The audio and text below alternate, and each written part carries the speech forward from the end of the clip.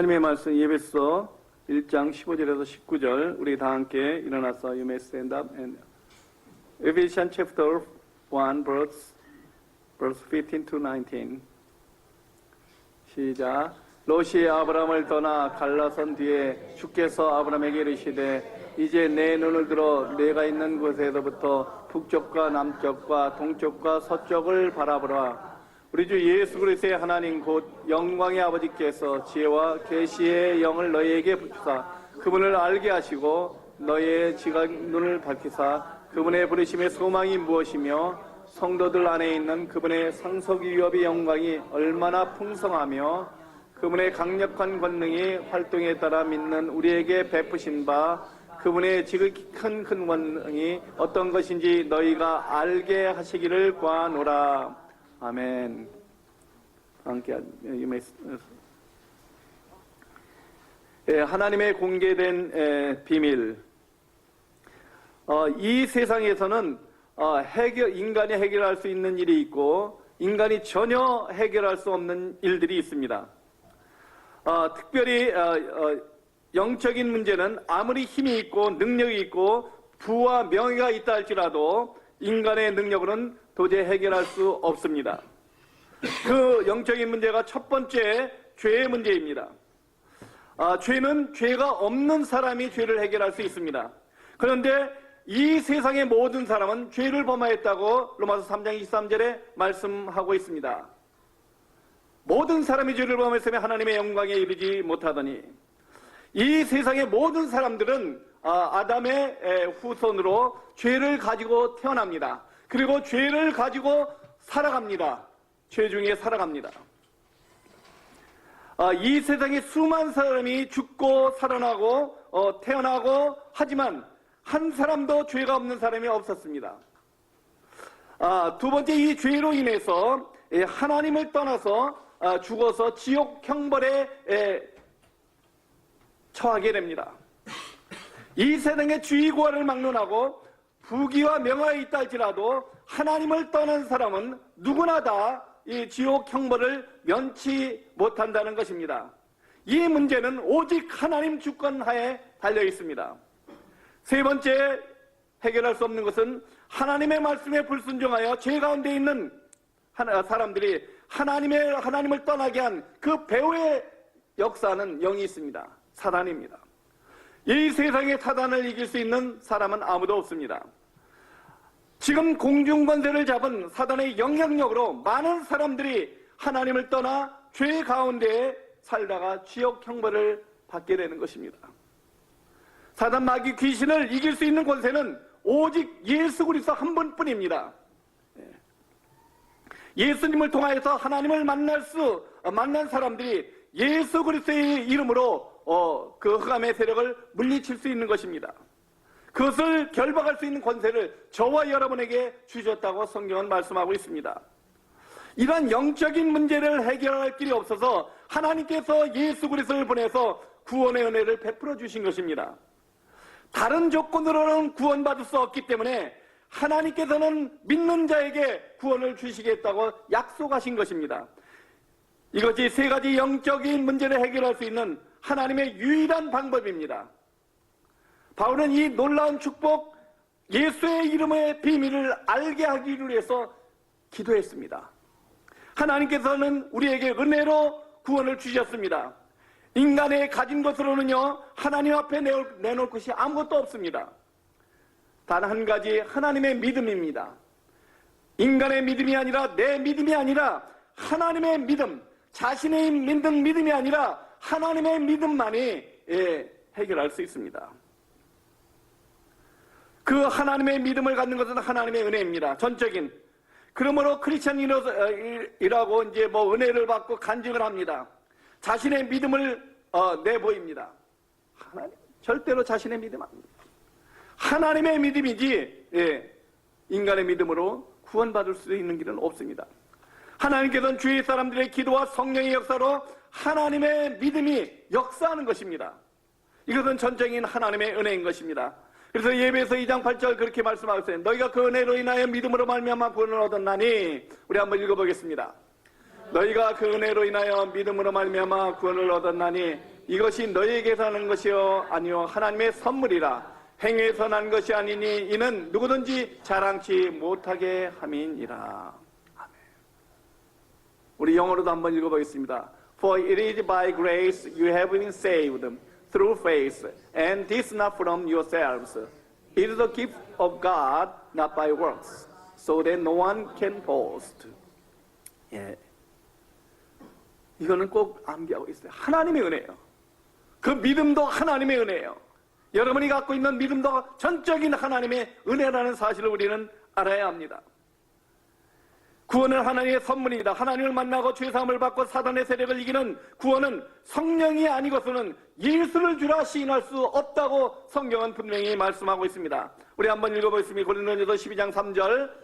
그러므로 내가 너에게 알게 하노니 하나님의 영으로 말하는 자는 누구든지 예수를 저주할 자라 하지 않고 또 성령이 아니고는 누구든지 예수를 주시라 할 수 없느니라.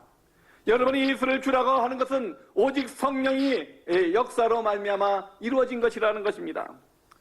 하나님의 공개된 비밀, 그것은 예수 그리스도입니다.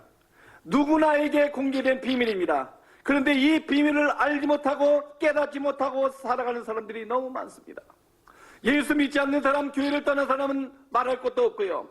교회를 다니고 크리스찬이라고 하면서도 이 그리스도의 비밀을 알지 못하고 체험하지 못하고 누리지 못하고 살아가는 사람들이 너무 많다는 거예요. 왜 그렇습니까?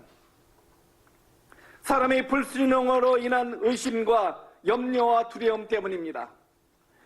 사랑하는 여러분, 염려와 불신앙을 버리고 하나님의 주권을 믿으시기 바랍니다. 하나님의 주권, 하나님의 은혜. 그러기 위해서 그리스도의 비밀을 깨닫고 여러분이 누려야 합니다. 신앙생활하는데 의심, 염려, 불신앙을 하는 만큼 손해입니다. 자신의 삶 속에 조그만 불신앙이 있더라도 그것이 영원한 문제가 될 수가 있습니다. 이 불신앙을 뽑아내버리지 아니하면 구원을 받을 수 없기 때문입니다. 지옥 형벌을 편치 못하기 때문입니다. 그런데 크리스천이 알아야 할 것이 있습니다. 예수를 믿고 영접하면 구원을 받습니다. 그러나 두 가지 문제는 완전히 해결되지 않은 상태가 있다는 사실을 알아야 합니다. 사단은 끊임없이 믿는 자들 삼키려고 두루다니며 삼킬 자를 찾고 있다는 사실을 여러분 알아야 합니다. 믿는 자를. 베드로전서 5장 8절 한번 읽어보겠습니다. 근신하라 깨어라 너희 대적마귀는 우는 사자같이 두루다니면 살길 자를 찾나니. 두루다니면서 믿는 자를. 그리고 살아가면서요 계속 공격하는 사단의 세력으로 다가오는 원치 않는 질병과 여러 가지 문제, 사랑과의 문제, 물질의 문제, 내가 해결할 수 없는 것들이 있습니다. 그래서 이 불신앙의 뿌리를 완전히 여러분이 날마다 뽑아버려야 합니다. 하나님께서 밝히 보여주시고 보내주셔서 모든 인류에게 하나님께서 공개한 그리스도의 비밀, 이것을 깨달아야 돼요. 그것을 누려야 돼요. 여러분, 인간의 힘으로 영적인 문제로 오는 모든 정신적인 문제, 생활의 문제 해결할 수 없기 때문에 예수 그리스도를 믿음으로 그 영적인 문제를 해결할 수 있는 힘을 저와 여러분에게 주신 것입니다. 오직 예수 그리스도는 하나님의 유일한 방법입니다. 하나님의 유일한. 그게 공개된 비밀입니다. 리벨레이션은 이렇게 밝혀내다, 폭로하다, 그런 뜻이거든요. 비밀이 원래 숨겨져야 되는데 하나님의 비밀은 공개된 거예요. 하나님의 비밀, 그리스도의 비밀. 아무리 위대하고 훌륭한 사람일지라도요 조당해제, 원죄, 자범죄, 흑암의 문제를 해결할 수 없습니다. 그가 아무리 많이 배웠다 할지라도, 많이 가졌다 할지라도, 아무리 힘이 있다 할지라도, 명예, 권력을 가졌다 할지라도 이 죄와 흑암의 문제를 해결할 수 없습니다. 이 죄와 흑암의 문제를 해결하지 않고서는 구원을 받을 수 없고 하나님을 만날 수 없습니다. 그래서 하나님께서 죄의 문제를 해결하기 위해서 예수 그리스도를 죽음과 저주의 십자가에 못 박으신 것입니다.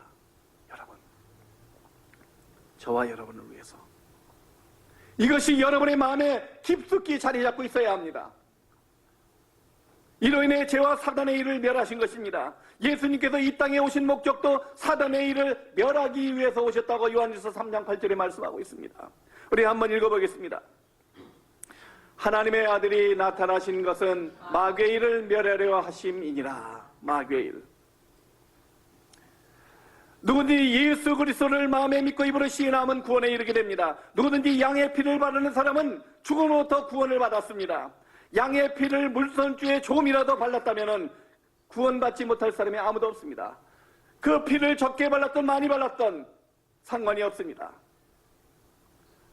피를 바르면 구원을 받는 것입니다.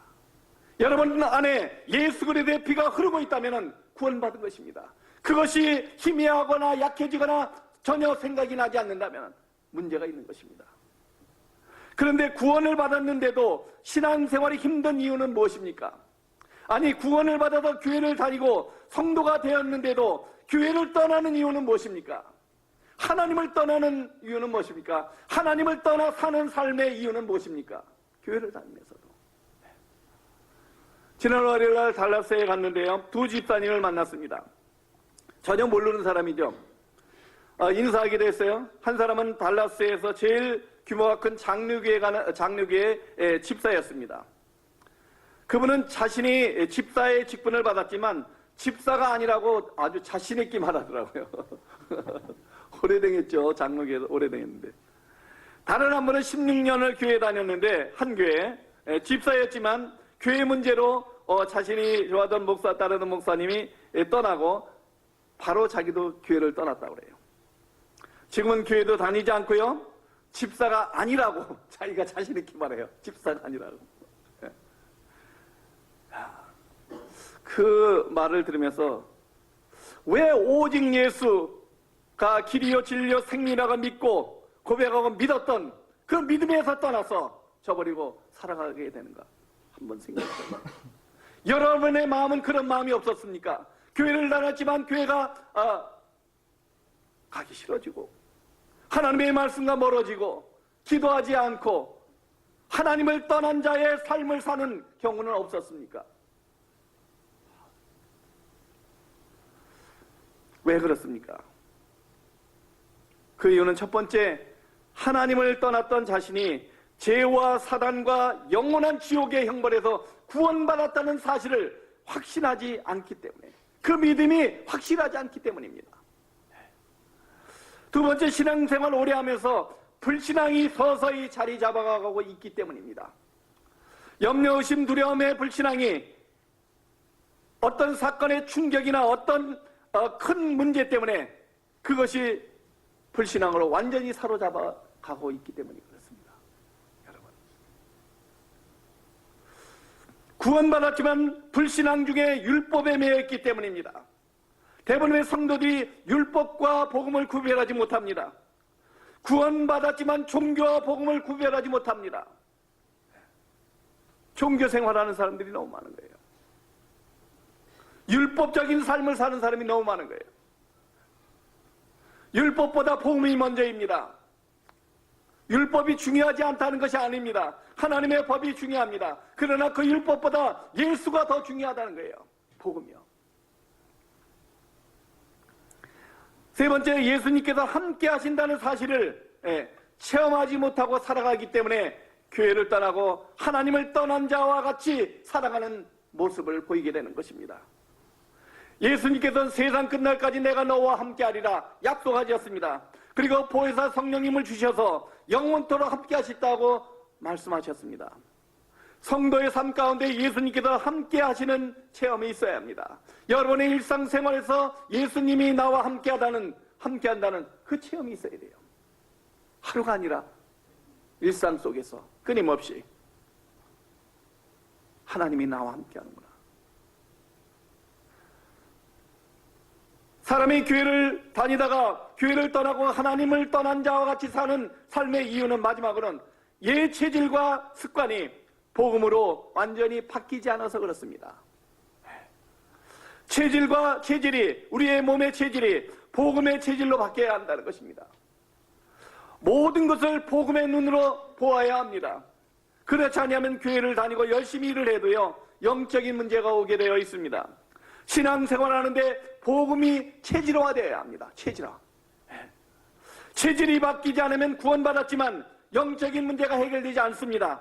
그리고 고민하고 고민할수록 신앙생활은 더 혼돈에 빠지게 됩니다. 여러분, 목사, 장로, 집사 직분을 가지고 있어도요, 복음의 체질이 되지 아니하면 문제가 오게 되어 있습니다. 완전히 복음 체질로 바뀌지 않으면요, 마음과 정신, 생각에 문제가 생기게 됩니다. 삶의 어려움과 사람이 해결할 수 없는 끊임없는 문제와 사건들이 끊임없이 생기게 됩니다. 그것이 복음 체질로 되어서 복음 있는 눈으로 볼 수 있는 그 눈이 되어야 합니다. 체질이. 복음 체질이 되어 있지 않으면 마음과 삶에 진정한 평강이 없습니다. 왜 나에게 왜 진정한 평강 없을까? 하나님이 주시는 평강, 내가 너에게 평강을 주노라 예수님께서 말씀하셨는데 왜 그것이 없을까? 생각해 봐야 돼요. 모든 일, 사건, 문제를 복음의 눈으로 보고 판단하고 해결해야 합니다. 복음 체질이 되어 있지 않으면요, 영적인 문제가 와서 자꾸 다른 것에 빠지게 됩니다. 여러분, 빠진다는 건 뭐예요? 중독입니다. 중독. 복음 체질로 만들어가지 않으면 다른 것에 중독되게 됩니다. 복음으로 무장되지 아니하면 이단에 빠지기 쉽습니다. 복음의 체질이 되지 않으면 알코올 중독, 약물 중독, 스마트폰, 비디오, 영화, 드라마에 빠지기 쉽습니다. 여러분, 공부 잘하는 사람들 뭔가 중독이 되어 있습니다. 여러분, 뛰어난 사람들 무엇인가 중독이 되어 있습니다. 의사들이요, 그 사람들은 뛰어난 사람들 위에 뛰어난 사람들이 많아요. 그 사람 게임 중독이 돼 있어요. 어떤 사람은요. 제가 아는 집사님 아들이 스카라네, 그러니까 의대 여기서 공부하잖아요. 머리가 뛰어나요. 픽처 브레인이에요. 책 같은 것도 그냥 넘기면 돼요. 그냥 쭉쭉 넘긴대요. 시험 보기 하루 이틀 전에 본대요. 그 전에는 계속 게임하고 있대요. 계속 게임. 중독이 돼요. 복음으로 체질되어 있지 않으면 그렇게 된다는 거예요. 목사들도 마찬가지예요. 한 시간의 설교가 보통 8시간의 노동하는 것과 똑같은 에너지가 소모가 된다고 그래요. 그러면요, 2번, 3번 이렇게 하잖아요. 그러면은 큰 교회 목사님들은요, 어디론가 끝나면 어디론가 떠나고 싶대요. 혼자 그냥 막 떠나고 싶대요. 그 정도로 그런 상태에서 복음이 체질되지 않잖아요. 딴짓해요. 중독이 됩니다. 다른 거에. 드라마에 중독되든지 하여튼 그것도 지금 나은 편이죠. 그거는요. 드라마에 중독되는 거예요. 그렇습니다. 복음의 전부이신 예수 그리스도는 하나님을 만나는 유일한 길입니다. 예수 그리스도가 하나님의 유일한 방법이라는 거예요. 예수 그리스도 안에 모든 것이 다 들어있다는 거예요. 그래서 바울은 찬송하리로다 예배소에 있는 교회에게 편지를 보내는 거예요. 찬송하리로다. 그리고 우리에게 거저 주시는 하나님의 은혜의 영광을 찬미하게 하라는 것이라고 선포합니다. 하나님의 은혜의 영광은 누구예요? 예수 그리스도입니다. 그 예수 그리스도를 찬미하는 거예요. 예수 그리스도 아버지께서 그리스도 안에서 복을 주셨습니다. 그리고 그분의 사랑 안에서 우리에게 거저 주시는 바 그분의 은혜의 영광을 찬미하게 하려는 것이다 라고 말씀합니다. 이것이 그리스도 안에서의 비밀이라는 거예요. 그리스도 안에서의 비밀. 그래서 오늘 본문의 사도 바울이 그렇게 기도하는 것입니다. 성도의 눈을 밝혀 그분의 부르심의 소망이 무엇이며 그것을 알게 하기를 원한다. 그 기업의 영광의 풍성함이 무엇인지 알기를 원한다. 그 기업의 평강, 예수 그리스도의 기업의 평강이 그 영광의 풍성함이 비밀이, 그분께서 베푸신 능력의 크심이 어떤 것인지 알게 하기를 원한다.